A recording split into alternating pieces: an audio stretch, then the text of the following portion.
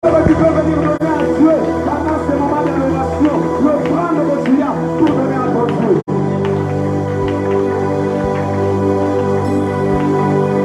Vous savez, vous préparez peut-être, il y a un méga, peut-être il y a une mais il offrande pour le moment qu'il y a adoration, parce qu'il était Jéhovah Rapha, tu étais malade, tu es pas guéri. Qu'est-ce que tu peux lui donner ce matin? Et les qui sont dans des dimensions, qui sont dans des dimensions, où nous venons, on dit seulement, je savais au moins que tu es dans laquelle il y a non. Monte aussi dans des dimensions, où pendant l'adoration, il adore avec des offrandes. Les offrandes, qu'est-ce que tu peux donner à ce Dieu? Ce matin, à part les acclamations, qu'est-ce que tu peux donner? Prends Isaac, l'Éternel est le pourvoyeur, lui-même sait ce qu'il va faire. Prends ton Isaac, même si ça te fait très mal, même si tu te sens vraiment pulvérisé, prends Isaac, viens donner à ton Dieu, lui-même sait ce qu'il va faire pour toi. Est-ce qu'il y a des adorateurs et des adoratrices en ce lieu?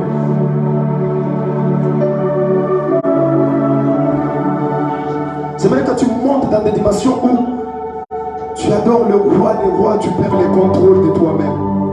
Si David a perdu le contrôle en dansant, mais j'aimerais que nous puissions perdre le contrôle en l'adorant.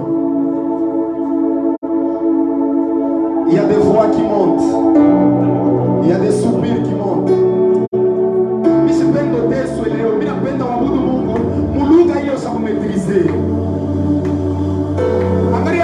Des fois, même la semaine, on va zoomer, on va tout passer à ça. On va tout pas français, on va tout dire 60. Il y a un article, on va tout ça, il bang, face à ta roue, on tient à se mettre, c'est malé, pas fâché à là. Et à passer ça, on me saisit, on me loue à yako, comme il me swahili, comme il me chiluba, comme il me kiluba kalolo, comme il me kikabila, comme il me kitetela, comme il me kisonge, à bout du monde, on va cross,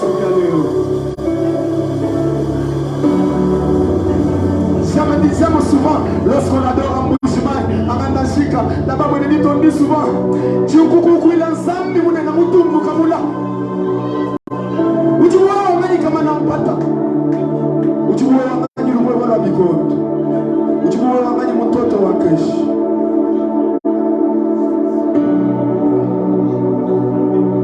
Moi, je suis avec elle. Où tu dis beaucoup de cache.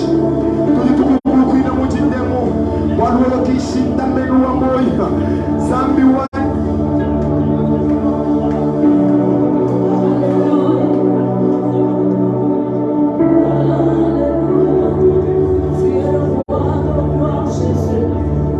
Alléluia.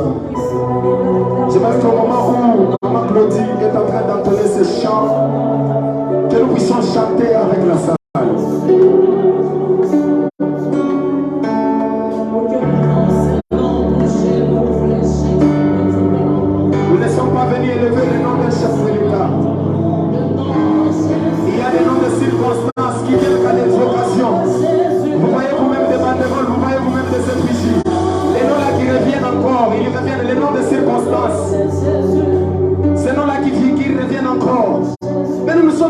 Adorer le nom de Jésus. C'est ce Jésus que nous voulons confesser par ces chants. Alléluia.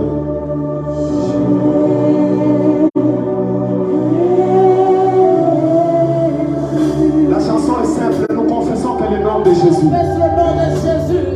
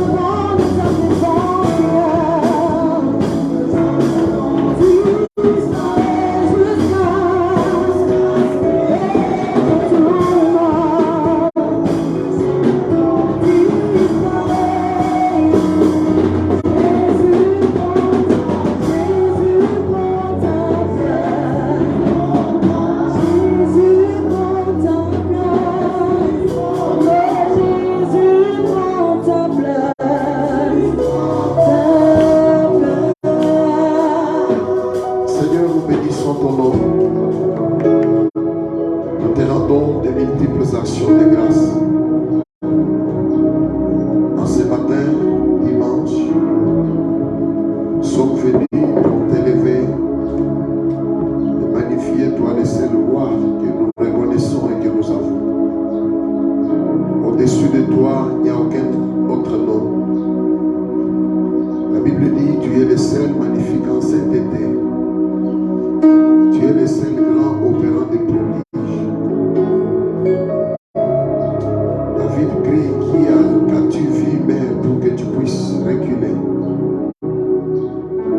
Qu'as-tu entendu pour que toi, le rocher, tu puisses te fendre afin que l'eau jaillisse? Seigneur, tu es tellement grand en ton genre et tu es unique.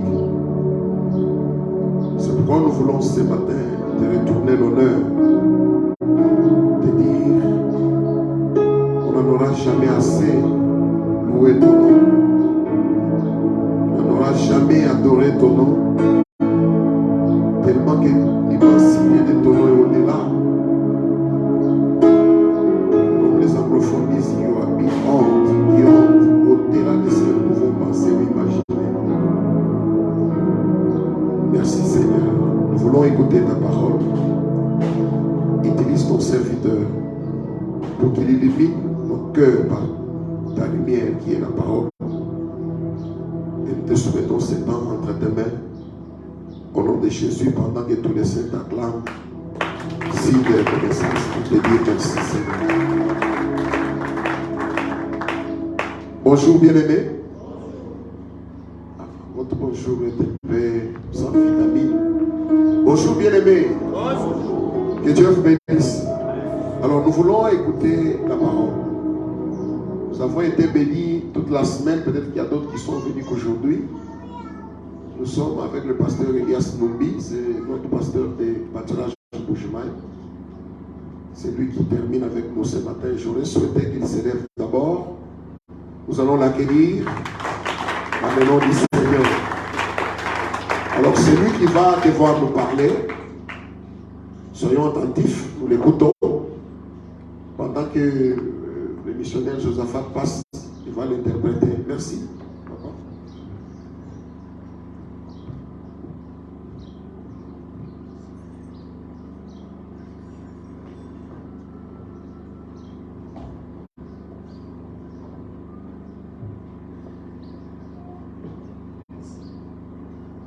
Amen, amen. Amen. Est-ce qu'on peut encore acclamer pour le Seigneur?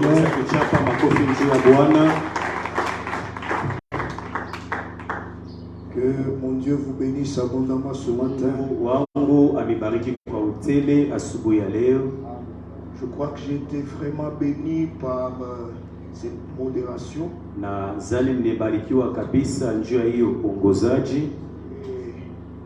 Je suis en train de demander à Dieu que le bien-aimé Alain puisse être une flèche dans l'arc de Dieu.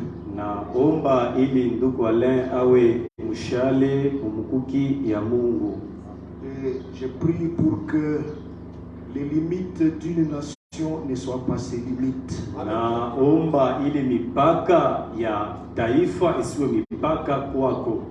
Les limites d'une dénomination ne soient pas tes limites. Parce que Dieu l'a oint, qu'il aille à Jérusalem, en Judée, en Samarie, jusqu'aux extrémités de la terre. Et cela s'accomplira. Je dis que cela s'accomplira. S'il écoute, je dis que cela s'accomplira. Par rapport à la valeur qu'il va donner à l'onction que Dieu lui a donnée.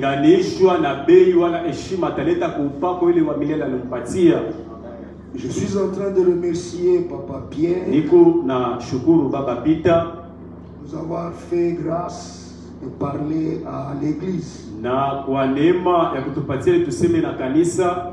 J'ai toujours réalisé que c'est une grande responsabilité responsabilité prêcher. Na mimi kalaka niko naona kila mara ya kamera kuya madaraka mkubwa kuhubiri. Chaque jour je passe pour prêcher. Na kila mara nikipita njia ya kuhubiri, je suis en train d'établir les critères de mon jugement. Na nikunenda kuweka wala kupanga maneno linaweza kunihukumu. Et nous les serviteurs de Dieu nous serons jugés aussi par rapport à ce que nous sommes en train d'enseigner. Sisi viongozi ama batumishi tutahukumiwa kulinganishwa na vile tu kunasema wala kufundisha. C'est pourquoi j'aime prêcher dans toute la liberté et dire la vérité à ceux qui m'écoutent. Ni kule mimi napendaga paka kuhubiri na uhuru wote na kusema ukweli jinsi ilivyokuwa. Dieu soit loué de cette expérience que j'ai vécue dans cette église. J'ai appris beaucoup de choses. Na Mungu abarikiwe juu ya hiyo mapimo yote nimejifunza hapa, nafunza vitu vya mingi kabisa. Je suis en train de remercier Dieu qui m'a fait réussir dans mon voyage. Na shukuru Mungu mwenye anafanya nifaulu mu safari yangu. Parce que dès le départ, j'étais en train d'établir les bases de mon ministère. Na sababu mwanzo nilikuwa natia kwanza misingi ya huduma wangu. Et la base de mon ministère avait 4C. Misingi ilikuwa na mase ine. J'ai terminé d'établir les 3C. Mina maniza mase tatu. Et je suis en train d'établir le 4e C. Na niku natia ya ine. Le premier C veut dire la connaissance. Na ya kwanza ile C inakuwa ni ufahamu. Le deuxième C veut dire la capacité. Na ya pili inakuwa ni uwezaji.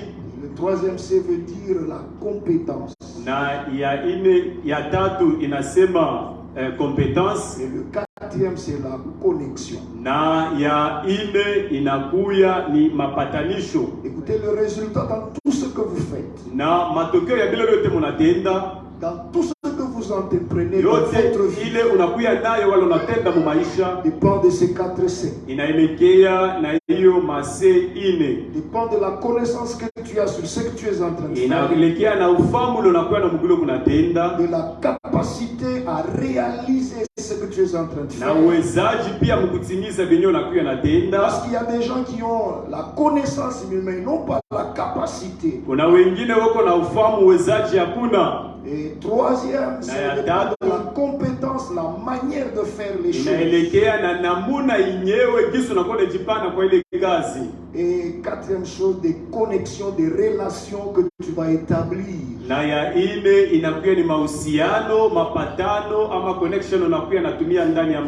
Pendant plusieurs années, j'étais en train de travailler sur les 3 premiers C. Et je crois que nous continuons à chercher la connaissance, la compétence et les capacités.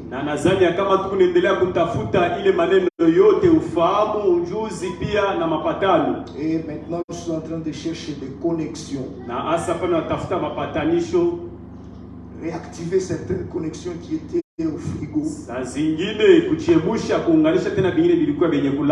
Écoutez, chaque personne qui se présente dans ta vie, il est soit une bénédiction, soit une malédiction.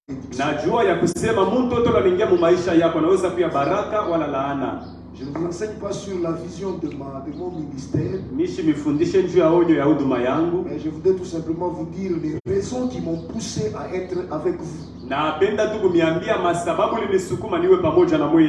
Pendant au moins 3 mois, j'étais en train de circuler. Je prêchais dans plusieurs églises, une dizaine d'églises, et chaque semaine plutôt. Na kadiri ya miezi tatu niko hapa, niko natumika wiki kwa wiki na makanisa tofauti kila mara. J'ai appris beaucoup de choses. Na nilijifunza vitu mengi kabisa. C'est pourquoi je remercie le Seigneur. Nikule na shukuru Bwana. Il m'a gardé en bonne santé. Alinichunga mwafya njema. Et il m'a appris encore beaucoup de choses. Na nilifundisha tena vitu vya mingi. Gloire utukufu kwa Bwana. Je suis en train de remercier aussi Dieu pour toi qui es là. Na niko nabariki tena Mungu njoo yako kwa asubuhi ya leo. Parce que si toi tu n'es pas là, sababu kama wewe au nako, ce ne sont pas les chaises qui vont écouter là. Aina biti bitasikia neno. Si tu es là, c'est que Dieu, tu as donné de la valeur aux choses de Dieu. Kama uko hapa sababu ulileta bei wala heshima kwa neno la Mungu. Et je crois qu'aujourd'hui, sois présent dans la présence de Dieu. Na mimi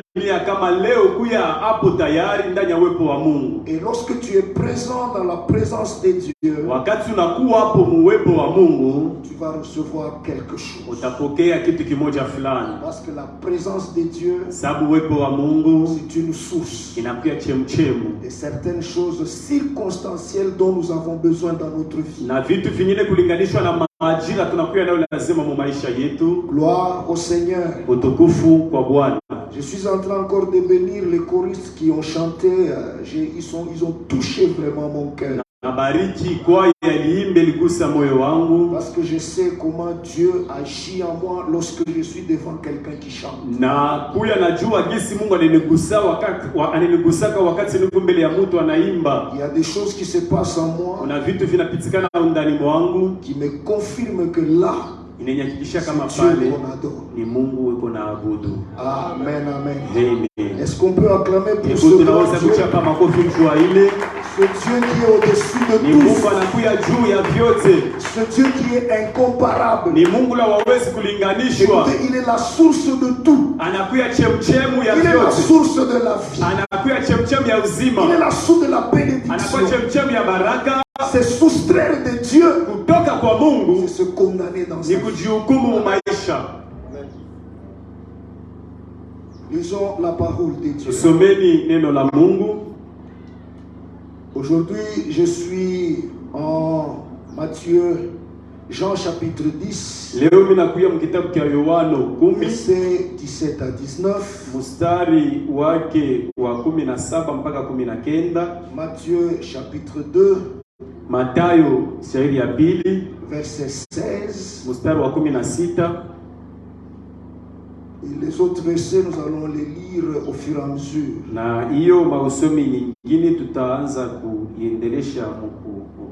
Vous pouvez ajouter aussi Proverbe chapitre 3, le verset 16.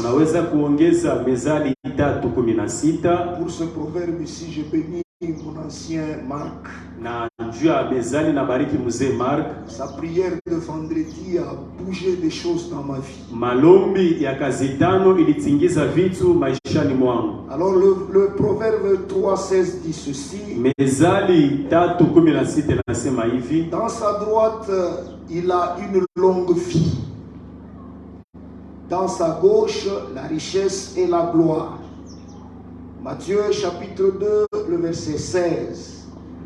Hérode, voyant qu'il avait été joué par les mages, se mit dans une grande colère et il envoya tuer tous les enfants de 2 ans et au-dessous qui étaient à Bethléem. Soulignez bien, il envoya tuer tous les enfants de 2 ans et au-dessus qui étaient à Bethléem.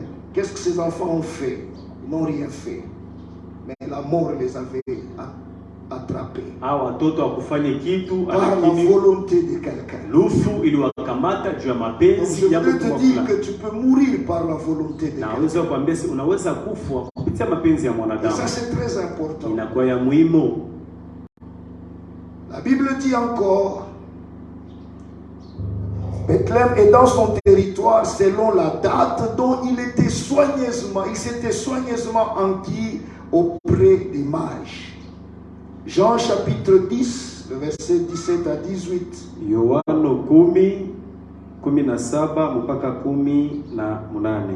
Le Père même, parce que je donne ma vie, afin de la reprendre. Personne ne me l'ôte. C'est-à-dire ici, Jésus confirme que ta vie peut être ôtée par une autre personne. Et c'est très important. Et Jésus fait une déclaration qu'il était maître de sa vie. Il montre que lui-même a le pouvoir de donner sa vie et de la reprendre. Mais je la donne de moi-même. J'ai le pouvoir de la donner. J'ai le pouvoir de le reprendre. Tel est l'ordre que j'ai reçu de mon Père. Que Dieu vous bénisse. Est-ce qu'on peut acclamer Mungu la parole de Dieu? anibariki. Hebu tunaweza kuchapa makofi juu ya neno la Mungu. Je crois au courant de la semaine, nous étions en train de parler depuis mercredi. Nadhani kadiri ya wiki tulikuwa nasema tangu siku ya tatu Sur un thème que nous avons intitulé les 5 problèmes de la vie de l'homme sur sa ligne de temps. juu ya kishina kile tulitonga ya kusema mamambo tano inye inakuya na ishi na maisha ya mtu hapa chini ya jua. Et ces 5 problèmes sont des problèmes, même si vous les voulez, même si vous ne les voulez pas, vous acceptez ou vous refusez, ces problèmes-là sont dans ta vie. Na ile mambo tulitia kisari mkusema upenda wala usipopenda, utaki wala hapana, upande ushuke, ile mambo yo iko ndani ya maisha yako. Et Jésus qui était Dieu, Na Yesu mwenyewe alikuya Mungu, et qui était un homme parfait, alikuya mtu mwenyewe kwa kamili, il n'a pas été épargné à ces 5 problèmes. hakukuepe naye kuyo mambo. Il a affronté ces 5 problèmes. Alishambulia hiyo maneno Et il a eu la victoire sur ces 5 problèmes. na alipata ushinzi pa hiyo maneno tano. Pourquoi Christ a eu la victoire sur ces 5 Kwa problèmes? nini Yesu alipata ushinzi pa hiyo maneno C'est tano? pour que nous aussi nous puissions avoir la victoire. Ili nasi pia tupate Parce que ushinzi. la victoire que nous avons pour Dieu, Sababu ushinzi ile tunakuwa nayo njia ya la Mungu, victoire que nous avons dans notre vie ile tunakuwa nayo mu maisha yetu, n'est pas notre victoire. haina ushinzi C'est yetu, la victoire que Christ nous a donnée. inakuwa ni ushinzi Yesu alitupatia Après avoir crié à la kisha croix, kulalamika kwa msalaba. tout est accompli. Yote Et imekwisha. il a dit tout est Wakati accompli. alisema yote Même imekwisha, ces 5 problèmes hata ile mambo tano avaient trouvé des solutions ilipata majibu sur la croix. msalaba. Et Christ Na Kristo a transféré cette victoire alibeba ile ushinzi à son église. kuileta kwa kanisa yake. Écoutez, sur la terre, Sikieni hapa razini, il n'y a qu'une seule personne qui fait la joie de Christ. ni mpaka mtu mmoja anafanyaka furaha ya Kristo. Ce qui fait la joie de Christ, Ile anafanyaka furaha ya Kristo hapa dunia c'est son église, inakuwa ni kanisa yake, c'est son épouse. inakuwa ni mke wake. Amen, amen. Amen. Il n'y a personne qui peut souhaiter qu'on touche à son épouse. Hakuna la naitikaka baguse kwa mke wake. Écoutez, Dieu, Jésus devient furieux Yesu anakuya na kasirani lorsqu'on touche à son épouse. wakati wanagusa kwa mke wake. Écoutez, il y a 3 types d'épouses de Christ. Kunakuya maaina tatu ya wake wa Kristo. Il y a son corps mystique qui est l'épouse de Christ. Kunakuya mwili wake yasionekana na macho na kuya mke wa C'est Kristo. celle-là que le jour des noces, Christ viendra la prendre pour aller avec elle dans les noces. Inakuya itaonekana ile siku ya harusi wakati atapanda juu ya sherehe. Écoutez, dans cette église-là, Sikieni mwa ile kanisa, dans cette épouse-là, mwa ule mke c'est lui-même qui fait entrer des gens dans cette église. ni yeye mwenyewe anakuwa anaingiza watu mwa ile kanisa. Il avait dit à Pierre, Anamuonesha Petro, tu es Pierre, unakuya et Petro, sur cette pierre, na kwa hiyo jiwe je bâtirai mon église. nitajenga po kanisa langu. Écoute, c'est l'église qu'il est Sikia en train de bâtir. ile kanisa Yesu anajenga. Écoutez, deuxième épouse de Na mke wa Jésus-Christ, pili wa Yesu Kristo c'est l'église locale. inakuya ni kanisa tunayaona na macho ya Mais kujenga, l'église locale lakini kanisa ya kujenga est constituée inatungwa de tout le monde, na watu wote, de ceux qui aiment Christ, de wale ceux qui l'aiment wanampendaka pas. Kristo na wale wampendake. Dans l'église locale, Mukanisa hivi tuko hapa on trouve des voleurs, tunakuta mwana bamwishi, on trouve des gens qui craignent Dieu. watu wanaogopa Mungu. Écoutez, l'église locale n'est pas une église parfaite. Kanisa iko naonekana na macho na kanisa iko kamilifu, Elle est une église déformée. inakuya kanisa iko na Mais mambo elle joue une rôle très important moja na kwa kitu kimoja kia maana dans nasema la construction de l'église de ujenzi Dieu. wa kanisa ya Mungu. C'est là que Christ Na ni pale Kristo prend les pierres anabeba qui jiwe sont déjà bien taillées, ile inaisha kuchongwa, qui les place anaitia là où il doit les placer anapasha kuitia pour construire son corps. juu ya kujenga mwili wake. Sera enlevé ce Ile jour. itainuliwa ile siku, Et les pierres na ile mawe qui servent de pierres vivantes ile nasaidia mawe iliyo pour hai bâtir cette juu ya maison, kujenga ile nyumba ya kiroho. ce sont aussi des églises. Inakuya pia tena Dans makanisa. la Bible dit, Bale Biblia inasema mais savez-vous pas amujua ya que kama votre corps mili yenu est le temple de inakuya Dieu hekalu ya Roho et Dieu Mtakatifu, habite en na vous Mungu anaketi par le Saint-Esprit. kupitia Roho Mtakatifu. Écoute bien, aimé. Nasikia mpendwa, Soit dans l'église huwa locale, mkanisa hivi tuko hapa, soit l'église. lakini pia mkanisa ya Mungu. Lorsque tu es l'église, Wakati mu kanisa ya Mungu, c'est alors corps du Christ. Mukanisa linakuya mwili wa Yesu. C'est cette tâche. Na ni ile kyombo, C'est cette tâche. ni ile kyombo. Que le jour du déluge, Siku ya gharika kubwa, que le déluge ne pourra rien contre ça. na gharika haikuwe na uwezaji juu yake. Écoute, les églises hommes, Sikia kanisa muntu ce sont des arches. inakuya kama kyombo. Quand il pleut à l'extérieur, Wakati mvua inanyesha nje, lui il se conforme et il vint. yeye anakuya na jichomvya mule na anapanda. Et il vint toutes ces Na situations. anashinda ile mambo yote, anaenda juu, anapanda tena, Il monte. anapanda tena. Écoutez, une église Kia kanisa ya Mungu est en train de surfer, inakuya na tamba pa maji, surfer, inatembea juu ya maji juu, surfer sur les difficultés. hiyo inatembea juu ya maji pale pa magumu, Ça n'entre pas. Ça Haïta ne peut pas être submergé par les difficultés. haitajichomvya mu maji, Mais les difficultés lui servent de surfer. lakini ile magumu unamsaidia yeye, unatambaa yule ya Quand il maji. y a une difficulté, Wakati kuna kule magumu, unaona elle ricoche sur la difficulté et elle part encore anapanda loin. tena, nenda mbali zaidi. C'est pourquoi quand une difficulté se fait voir dans ta Ni vie, kule kama magumu inaonekana mu maisha yako, élève les mains et bénis le nyosha Seigneur. mikono na bariki Mungu, Bah, c'est une opportunité sababu ni bahati kwako. que Dieu veut utiliser Mungu anapenda kutumia pour t'amener plus loin. juu ya kupeleka tena mbali Et zaidi plus loin na encore. mbali tena zaidi. Le jour où j'ai compris ces choses, Siku ile milielewake bibi, j'ai cessé de me plaindre. miliacha kunonanona, J'ai cessé de m'inquiéter. minaacha kuomboleza, J'interprète correctement toutes les choses qui arrivent dans ma vie. miko na tafsiri na usawa wote mambo ile kuninifikia mu maisha Je yangu, peux dire comme les hommes disent, je suis positif.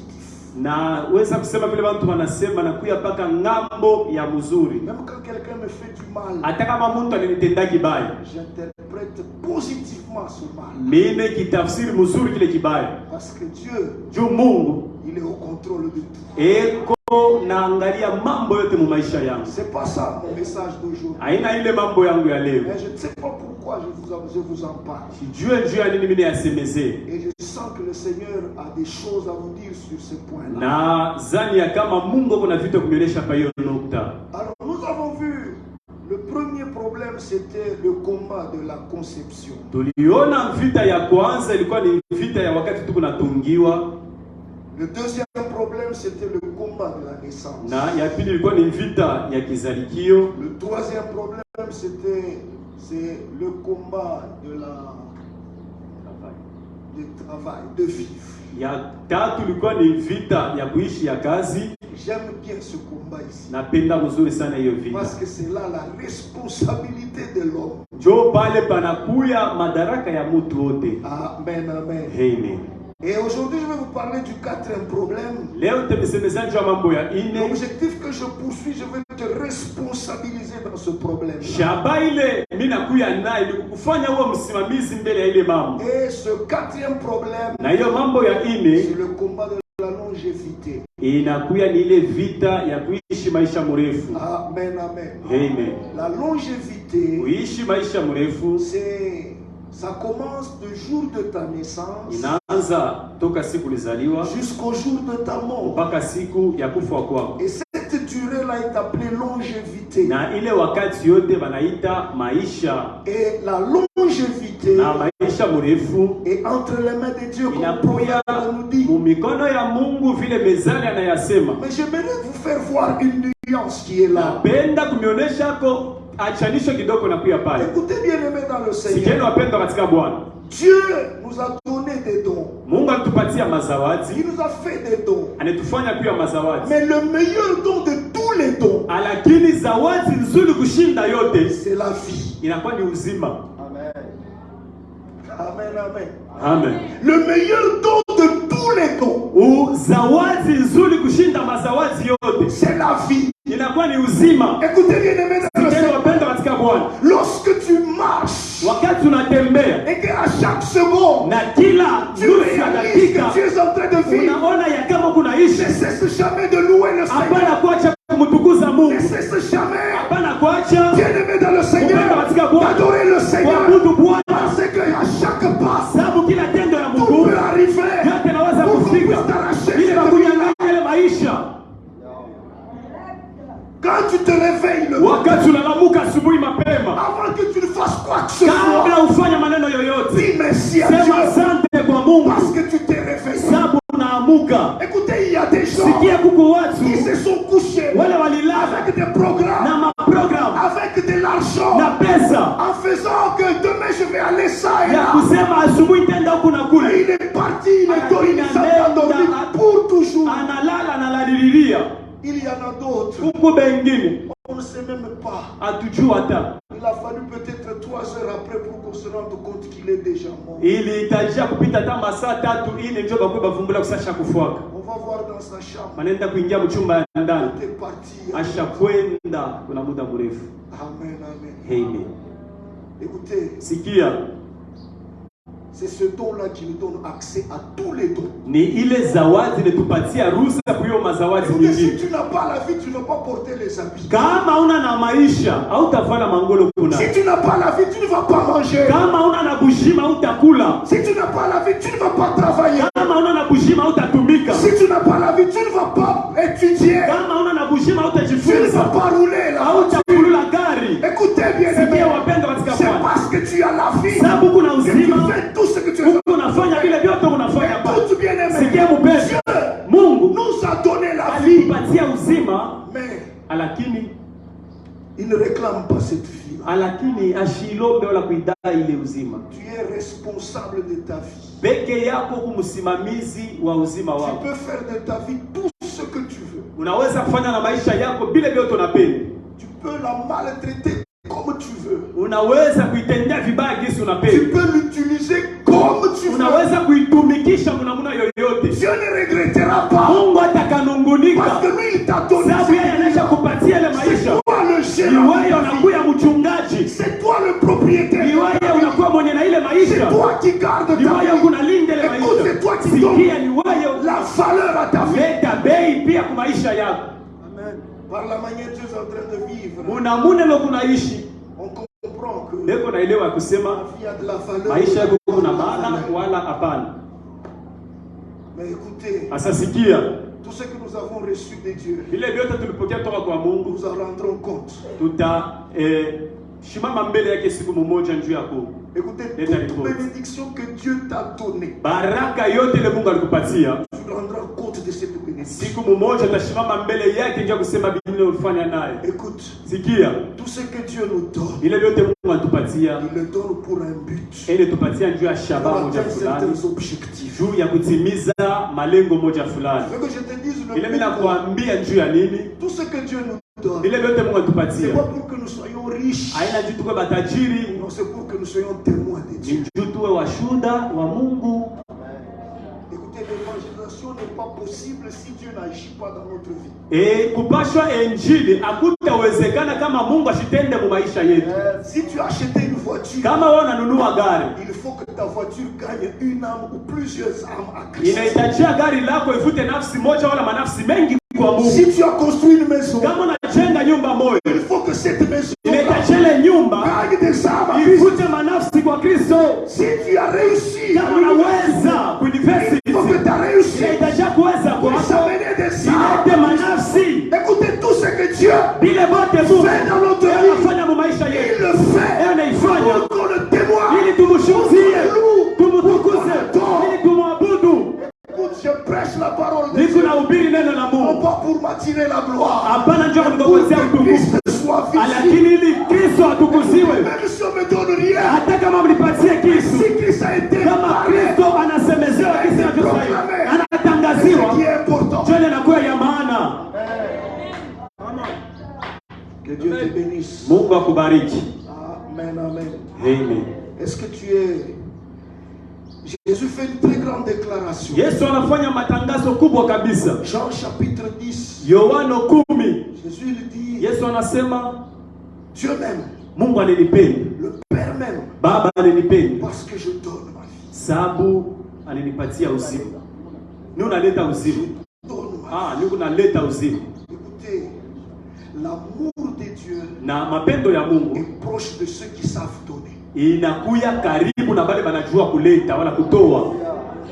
C'est une parenthèse que j'ouvre. Inakuwa ni mkato mimi nafungula. Écoutez, si vous ne donnez pas, Kama auletaki, vous au ne ressemble pas à Dieu. au ulinganishwa la amfanane na Mungu. Dieu, il donne sans condition. Mungu konaleta bila kanuni. Écoutez, c'est les enseignements qu'on nous a enseignés ici. Quand tu trouves un malheureux sur la route, tu lui donnes l'argent, il va t'ensorceler. Ces choses-là. Ile mafundisho ya ongo tulipata kusema ukipate mtu na kulonga mubalabala atakuloka. Acha vile bintu. C'est ni ya bongo. Mishise ni ya bongo. Amen, amen. Ce sont ces choses-là. Tuache ile bintu. Écoutez, la Bible dit, Biblia inasema celui qui est né de Dieu, ula nazaliwa na Mungu, le malin ne le touche pas. asema mwerevu wala mubaya hawezi kumkamata. C'est-à-dire, moi, si je donne quelque chose, Kama mimi napeleka kitu kwa Mungu malheureux, ule eko mwenye à cause oto, de la compassion que juu j'ai, ya huruma kubwa niko nayo, il ne me fera rien. hata nifanyama kitu. Et je le dis au nom de Christ. Mimi naamini mjina la Yesu. Il ne me fera Hata rien. nifanyama kitu. Et s'il ose, Kama napima, il en aura pour son compte. ataipata juu ya hesabu La yake. Bible dit, Biblia inasema chaque fois que vous faites du bien à kila mara quelqu'un, unatendea c'est mtu mema, comme des charbons inakuya que kama vous mettez sur sa makala tête. ya moto natia pa kichwa kyake. Si il arrive à faire quelque chose, mais regarde-toi, tu as ouvert des portes. Kama inakufikia kitu moja fulani, tazama mzuri, saa zingine ulifungula mlango. Amen, amen. Amen. Il dit mon père même. Anasema baba yangu Il alinipenda. aime pourquoi? Parce Baba qu'il a alinipenda donné kweli. sa vie. Sababu alitoa maisha yake. Écoutez, la meilleure chose qu'on peut donner, c'est la vie. Unajua kitu kizuri zaidi tunaweza kutoa ni Écoutez, maisha. un chrétien, il vit pour les autres, il ne vit Asema- pas pour lui-même. Eko naishi juu ya bengine, hapana juu yake C'est mwenyewe. la manière de donner la vie. Namna ya kutoa uzima, C'est-à-dire vivre pour les autres. kuishi juu ya wengine, Tout faire. kutenda Pour que vyote l'autre soit juu meilleur. mwingine naye akuye mzuri Il y mudunia. a de l'importance. Maisha yangu kuna maana Lorsque je vis pour quelqu'un, wakati niko naishi juu ya fulani, misiishi pour faire du mal. juu ya kumtendea vibaya, lakini unaishi juu ya kumtendea mema. Je vis pour lui faire du bien. Unaishi juu ya kumtendea mema. Pourquoi il aime? Jua nini anapenda? Parce qu'il a donné sa vie. Sababu alitoa uzima Personne wake. lui a ôté. Hakuna mtu alimunyang'anya. Amen, amen. Amen. Personne ne lui a ôté. Hakuna yule alimtoshele uzima. C'est que je comprends qu'il y a des gens qui peuvent te ôter. Pale mimi naelewa kusema kuku mtu anaweza kunyang'anya maisha. Je suis en train de lire la Bible. Ni unasoma Biblia, Vous trouvez une histoire. unapata historia moja. Lorsque Hérode voulait faire des sacrifices, Wakati Herodi alipenda kufanya mazabihu il yake, était roi. alikuwa mfalme. Mais il est allé prendre des hommes qu'il a tués pour prendre leur sang et ajouter au sacrifice. Na anenda kukamata maisha na damu ya watu njoo ya kuongeza kwa mazabihu Qu'est-ce que yake. ces gens-là ont Ile fait? watu walifanya Mais nini? c'est par la volonté Ni kwa d'Hérode. mapenzi ya Herodi. C'est qu'il les a tués. Il Anawaua, a ajouté le sang à anaongeza leur damu sacrifice. kule kwa mazabihu yake. C'est-à-dire, bien-aimé, Nikisema wapendwa, comme David a dit, kama Daudi anasema, lorsque tu es en train de vivre wakati niko naishi entre toi et la mort, kati yako na il n'y a qu'un lufu, seul pas. unakuya tu ni tendo moja ya miguu.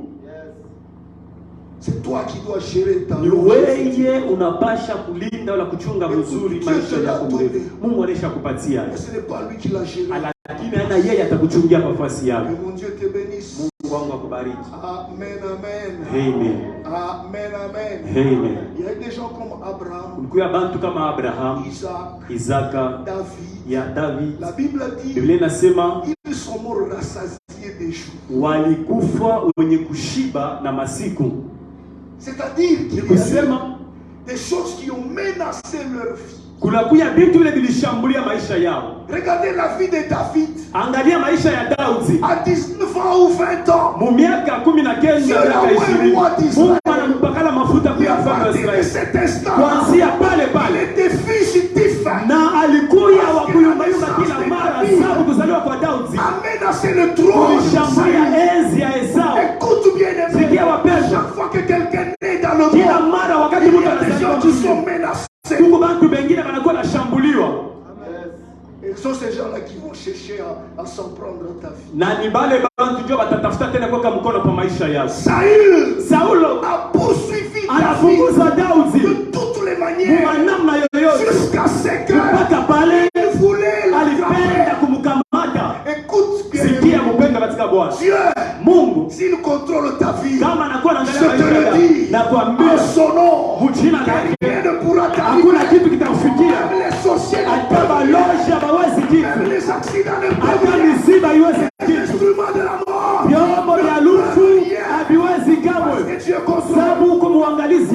a serré les Daudi ana ou plutôt Saül a serré les taux Saulo ana autour de David. anafunga ile enzi. David a crié Seigneur. Analalamika, Bwana, Weka mwananyacha. si tu m'abandonnes, David, Saül a dit, Saül va me tuer. écoute ce que Dieu a fait. Sikele Daudi anasema, Il envoie seulement un message. Mungu anatuma mjumbe. Quelqu'un souffle à l'oreille de Saül. Et vous savez, le trône du roi est lié à son territoire. Munajua enzi ya mfalme kwenye kuambatana na fazi anakuya wala kipande chake sehemu Et yake. quand on a pris le parti de son Wakati territoire, anakamata kipande ya udongo ile alikuwa il anaongoza, a trouvé que David n'avait plus d'importance que son territoire. anaona kusema Daudi hana tena na maana mbele mule wakati kushinda udongo ile balibamu. Et tout roi a un trône qui est en train de régner dans un territoire. Na kila mfalme anikalaka na enzi yake ile iko mkipande kimoja cha udongo ile anakuwa Je anaongoza. prie le Seigneur qu'il te retourne sur ton trône. Naomba Bwana kurudishe pa enzi yako, Qu'il te retourne sur ton trône. akurudishe pa enzi yako. Si tu n'es pas sur le trône, tu ne peux rien commander. Kama hauna pa enzi Tu hautaongoza ne peux katika, rien diriger. hautaongoza C'est katika. en étant sur le trône Kuya pa enzi que tu as le pouvoir unakuwa na et madaraka l'autorité na d'agir. mamlaka ya kutenda. Que Dieu te bénisse. Mungu akubariki. Et finalement, Na mwishoni Saül, Saulo en écoutant seulement ce message, shikia mpaka ile mjumbe il a desserré les taux. anacha mbele C'est kufukuza là Daudi qu'on a marqué le quota. na anashinda Et kuendelea. il est parti. Amen. Saül a eu la vie sauve. Na Daudi anapona mwili wakati. Ah, le frère a dit quelque chose de très intéressant. Ndugu alisema kitu kimoja cha nguvu sana. Il dit Dieu est un stratège. Asema Mungu uko na maakili ya mingi. Non. La wapi. Un seul message Mjumbe moja tu a résolu le problème de David. inaleta jibu kwa mambo ya Daudi. Écoute bien aimé dans Sikia le mapenda katika Bwana. il y a des gens Kuko bantu qui cherchent beo natafuta à arrêter ta vie, kushimamisha maisha à yako, réduire ta longévité. kupunguza maisha yako. Écoutez bien aimé dans le Seigneur. Sikia wapenda katika Bwana. La longévité de l'homme Maisha mrefu ya au Mungu départ, na elle était très élastique. ilikuya mrefu kabisa. Les gens vivaient au-delà de 900 ans. Bantu walikuwa naishi kadiri ya miaka 900. Amen, amen. Amen. Mais cette longévité Lakini ile maisha mrefu a été revue à la baisse. banaipunguza. Pourquoi? Juu ya nini? À cause de la méchanceté du cœur de l'homme. Juu ya bubaya wa moyo wa mwanadamu. Dieu s'était dit jamais. Mungu anasema kamwe Non, je me répands d'avoir fait l'homme. ninageuka munamuna ya Parce que kumba son Mungu. cœur Sababu moyo wake est très méchant. inakuya mubaya sana. C'est pourquoi Sio kwa maana je réduis sa vie, minapunguza mashuka sa yake ya longévité maisha mrefu à 120 ans. kumiaka 120. Amen, amen. Et ça, c'est la borne supérieure de la vie. Ile njo inakuya nukta kubwa wala mrefu mu maisha ya Mais je mtu hapa peux te dire duniani. que le souhait Napenda de Dieu, kukuambia kutaka kwa Mungu, le souhait de Dieu, kutaka kwa Mungu que tu vives longtemps. uishi maisha mrefu. C'est ça le souhait. Njo nia ya Mungu. C'est pourquoi les gens Ni vivaient. kule watu walikuwa naishi, Mais s'il a réduit, na kama il alipunguza, a réduit à 120 ans. alipunguza niweka mu miaka 120. C'était pour que nous vivions encore. Ilikuwa ni juu tuishi tena maisha mrefu. Amen, amen. Amen. Mais lorsque nous sommes avec Moïse, Asa kama tunaenda na Musa, Moïse, il remarque que Musa anavumbula par l'expérience de sa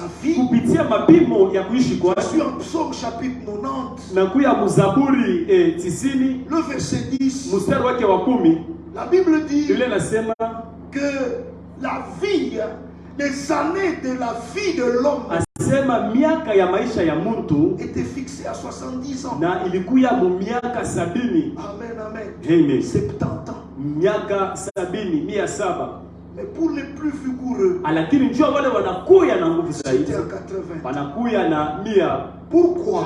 À cause des circonstances de kwa la vie. ajili ya majira ya maisha, À cause de ce que l'homme est en train de faire. kwa ajili ya vile mtu wanatenda. Quand vous lisez, Kama mnasoma dans ce contexte-là, mwa ile vous vous usomi rendez na compte kumbula ya kama les effets extérieurs à la vie de l'homme. ni kusema vile vinakuya matokeo ya nje mu maisha ya Et même Mungu, ce que l'homme est en train de poser na comme vile binye yeye mwenyewe kunavyo kama matendo arrive à réduire la inafika longévité de l'homme. kupunguza maisha mrefu ya mtu pa dunia. Les plus vigoureux Lakini wa nguvu à 80 ans. anaweza kwenda mu miaka Et les makumi autres à 70 ans. munane be. Écoutez, moi Sikia. j'ai la foi Mimi niko na imani que pour que quelqu'un meure, ili mtu akufwe c'est à partir de 70 ans. anaweza kwenda mu miaka makumi Tu as la munane. foi que j'ai, Kama kuna imani ile niko nayo, dis amen. sema amina. Et je sais que la limite, Ninaamini ya kama c'est mipaka 120. inakuwa ni miaka Tu peux aller même 120. au-delà des 120. Dieu Unaweza ne va kwenda pas se sana. fâcher pour ça. Mungu atakasirika juu ya hili. Amen, amen. Que mon Dieu te bénisse. Mungu akubariki, Qu'il te soutienne encore. akusaidie tena. Amen, amen. Donc la longévité souhaitée, c'est ce que j'appelle la courte longévité qui est à 70 ans. Na ni ile mimi naita maisha ile kwa mrefu mkifupi inakuwa ni La miaka longue longévité qui est à 17, 120 ans. lakini ile nakuya mrefu inakuwa ni 100. C'est entre les deux là qu'on peut constater que quelqu'un meurt. Na ni mukatikati ile tunaweza kuona kusema mtu anakufa. Pas à 50 ans. Hapana miaka 50, Non, même pas à une année. hapana mwaka moja, Même pas à un mois. hapana mwezi Tu vas moja. mourir pourquoi? Kufia nini? Qu'est-ce que tu as fait Kufa nini? pour que tu meurs? Tukufwe na ile miaka? Non! Hapana, Tu ne peux pas mourir. hawezi kufa. Écoute bien, bien-aimé. Shikia mpenzi, S'il y a la kama mort, kuko kifo c'est qu'il y a une cause. ni kusema kuko sababu, C'est qu'il y a une cause. kuko sababu.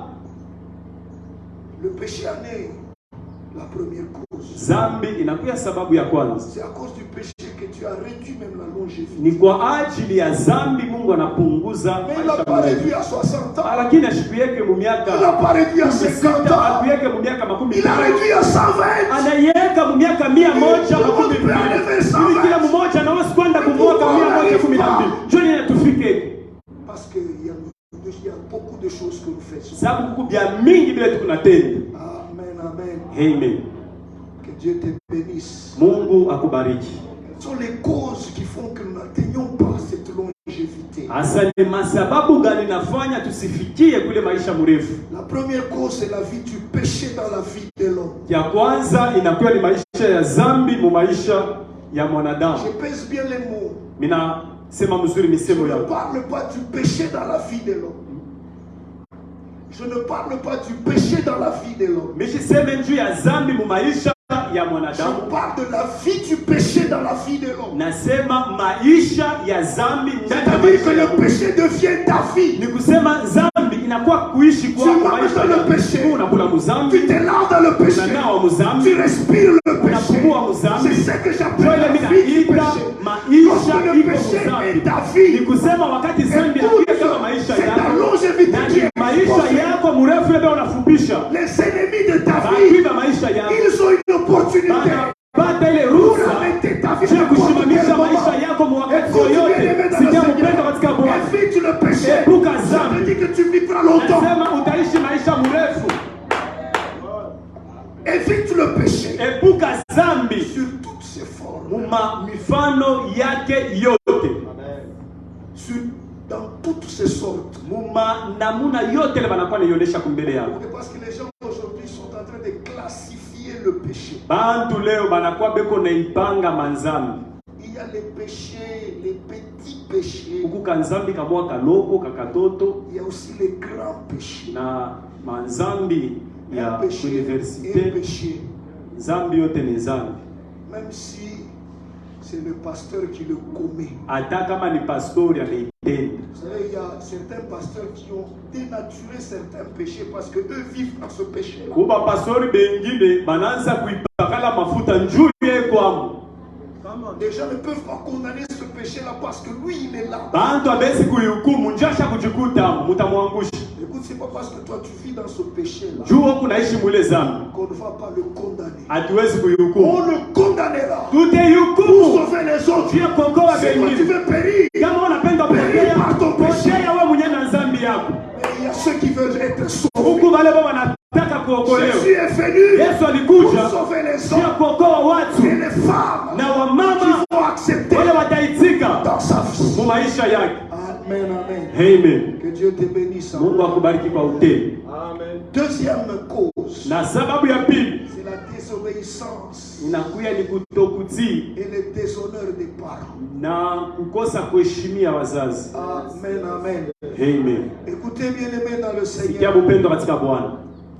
La Bible Biblia nous donne une promesse inatupatia ahadi moja à laquelle est attachée une longévité. kule kuku kwenye kuambatana na maisha mrefu. La Bible dit ceci. Inasema Honore ton père et ta mère. heshimu baba na mama. Obéis ton père et ta mère. Si baba na mama, Car c'est un commandement auquel est attachée une promesse. inakuwa ni agizo yenye nafuatayo na ahadi Pour que tu vives longtemps ili uishi maisha mrefu et que tu sois heureux sur na la uwe terre. wa heri hapa razini. Écoutez bien aimé. Sikia wapendwa katika Bwana, La longue longévité maisha mrefu dépend inaelekea des relations avec ton na père. uhusiano na mapendo na baba yako na wazazi yako. Ici je parle Hapa ni unasema des pères biologiques na baba wa et des kimwili pères na baba wa spirituels. kiroho.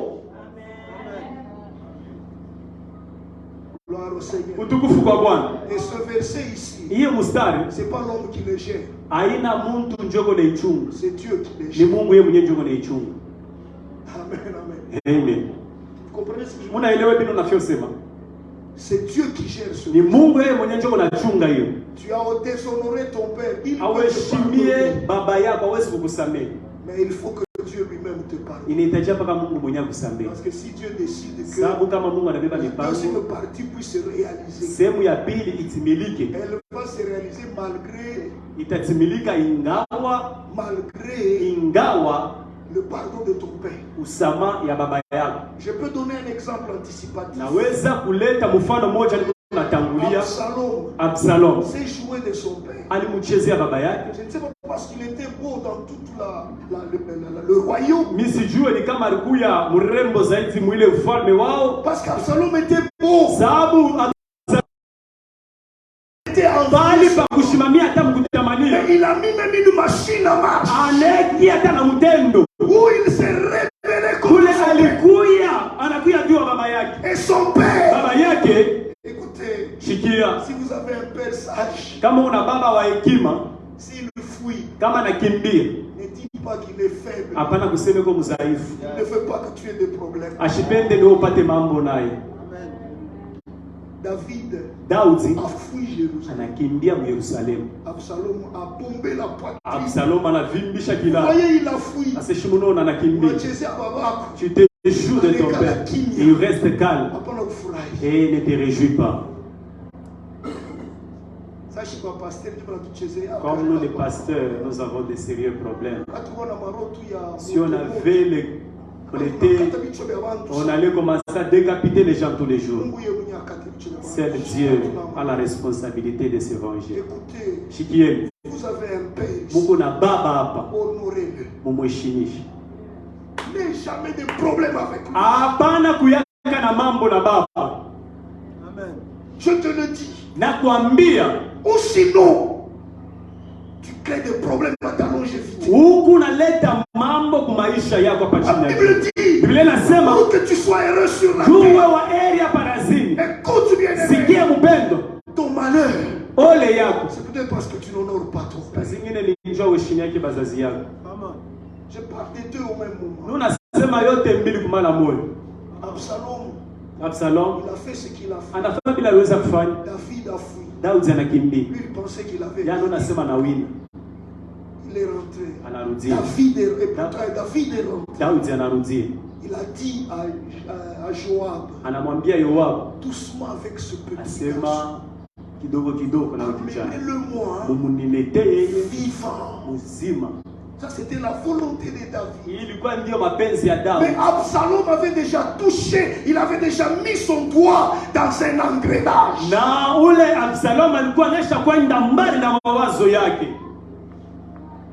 Et finalement, on est venu dire à Joab, nous avons vu Absalom. salon. coincé dans les térébintes, Anakuya kule kuma avec ses cheveux. acha kushama kumuti. J'ouvre une parenthèse. Tafungula mukata. C'est que tu as des meilleurs là sur ton corps, c'est que c'est ton piège. Ile ukunavyo kama vizuri kumwili yako. Si Ndio tu takuya n'utilises pas pour la gloire de Dieu, kikwazo na ndio cha kukamata kama au kitumikisha ndio c'est ce qui va te kufia. servir à te tuer. Wewe nyeta kusaidia kufwa. Écoutez, tout ce que nous avons, Bila vyote tuko navyo. nous l'avons pour la gloire de Dieu, Njoo tukufia Mungu. non pas pour notre gloire. Hapana njoo tukufie. Lorsque Dieu t'a donné quelque Wakati Mungu chose, akupatia pour kitu, que lui soit élevé ni dans juu ta ya vie. Mungu ainuliwe. Mais pourquoi vous êtes calme comme Bali ça? mnabakia kimya vile. Vous ne réagissez pas bien, pourquoi? Vous êtes sûr que ça entre? Ce qui est important, applique ces choses. Ile inakuwa ya maana, weka katika Il dit, tendo. celui qui les pratique, il vivra par elle. Asema ule Écoute, la vie shikia maisha ne vient que par la pratique de la parole de Dieu. hivi unakuya wakati tunaweka neno la Mungu katika tendo. Gloire au Seigneur. Tukufu kwa Bwana. Amen, amen. Amen. Absalom, Absalom Joab est arrivé. Yoabu anafika. Malgré que David a dit, doucement avec le petit. Ingawa Daudi alisema mwende naye pole pole. Niletee yeye. Joab a dit, appétit. Sema petit. Unachezea roi. Tu t'es joué de notre roi. C'est lui que moi je garde. Aujourd'hui, il a été Leo chassé. anenda nje ya enzi Et yake. c'est moi qui ai mal Na vu. niwe ni ndio naona mtu mbaya petit. Je vais m'en finir avec toi. Papa. Si tu donnes l'opportunité à ton adversaire Kama unampatia tu adui wako bahati pour te fâcher mubaya, pour te faire du mal, il fera comme il a fait dans la vie de Samson. ataifa vile alifanya maisha ya Samsoni. Tu ne vas pas te relever. Même si tu te Il ne relèves, reviendra pas comme hautarudia mwili il hatua va mbele te za crever les yeux. atakutobola macho. Les choses les plus importantes Vitu de vya ta vie, maana vya maisha c'est qu'il va yako bloquer. ndio bila tabamba. C'est pourquoi Ndio pale vivons pour la gloire. tuishi tu njoo tukufu ya Mungu. Ne vivons jamais pour notre gloire. Tuishi njoo tukufu yetu. On n'a pas d'habitude, on n'a Tu as des choses, pas tout le monde sont devenus. Si tu vois quelqu'un, J'ai entendu nashika mtu moya, un papa. papa moya. J'étais en train de. J'ai quitté Belay, ou plutôt. Nouvelle Ville. J'ai quitté Nouvelle Ville. Toi, répète. Nouvelle Ville. J'ai quitté Nouvelle Ville. Ceux qui viennent de Mouchima, ils comprennent. Bale banatuya kumbushima banayua. J'ai quitté Nouvelle Ville. Mimi natoka ku Nouvelle Ville. J'allais à l'école. Nous nenda ku masomo. Mais je trouve un papa. Je ne vais pas citer le nom de Mimi nakutana na baba moi ce je papa-là. Parce que si je cite même le nom, vous allez le connaître. kama mimi namtamu tamuyo.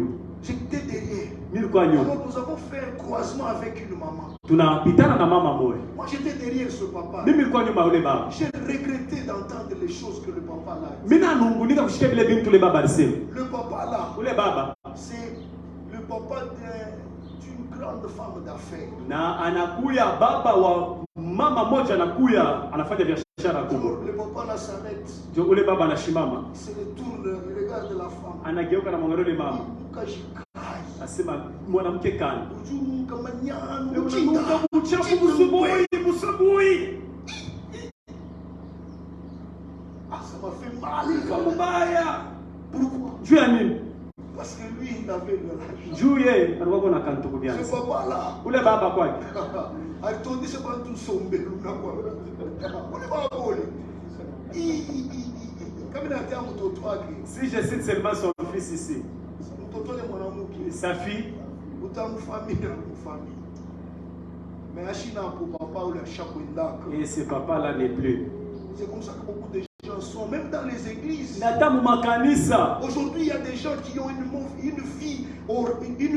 basse vie, ne savent pas venir à l'église. Leo bantu bale bana maisha bako ya chini. Beo nashinda kwa On kanisa. n'arrive pas à les tolérer à l'église. Aba bavumilie tena mkanisa. Écoutez, l'âme là, Ile nafsi Christ est mort pour elle. ni unakufa njoo yako. Il n'y a aucune âme qui a été achetée par un grand prix. Hakuna nafsi ile On banunua a kwa été bei acheté kubwa. à moindre prix. Ile banuza kwa bei ya chini. Nous tous, Shebote. nous avons été achetés Tulikombolewa. par la mort de Jésus à la Kupitia croix. kifo cha Yesu kwa msalaba. Il n'y a personne Hakuna muntu qui a eu plus que ça. ule alipataka ya julu zaidi.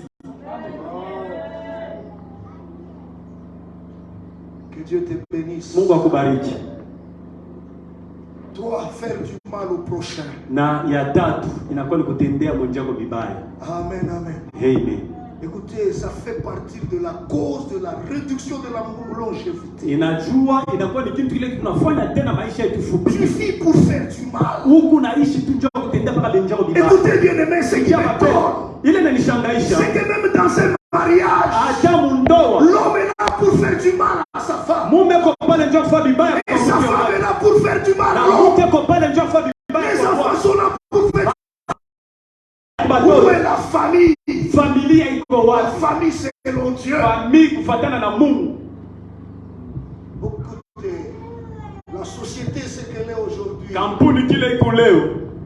parce que Sawa. le diable a touché, il a détruit la base de la famille. Anaingiza mkono yake na anabomola misingi ya familia. Deux choses qui tiennent dans le cœur de Dieu, Vitu viwili vile vinakuwa nagusa moyo wa c'est Mungu. le mariage Inakuwa ni ndoa et la famille. na familia. C'est pourquoi Ni kule la relation uhusiano de Jésus-Christ ya Yesu avec son na église kanisa yake représente le modèle du mariage, inakuwa naonekana kama mfano kubwa wa ndoa, na kanisa représente le modèle de la famille. inaonesha mfano ya familia.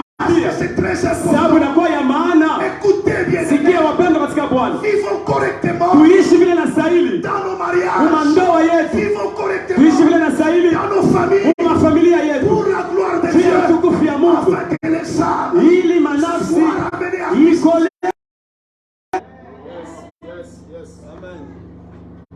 Tu insultes ta femme, tu insultes ton Unatukana mari, mke wako, unatukana mume wako. mais un jour tu sors pour aller évangéliser. Sasa siku moja unatoka ndo kapashwa injili, Mais qui va t'écouter? nani atakuichika?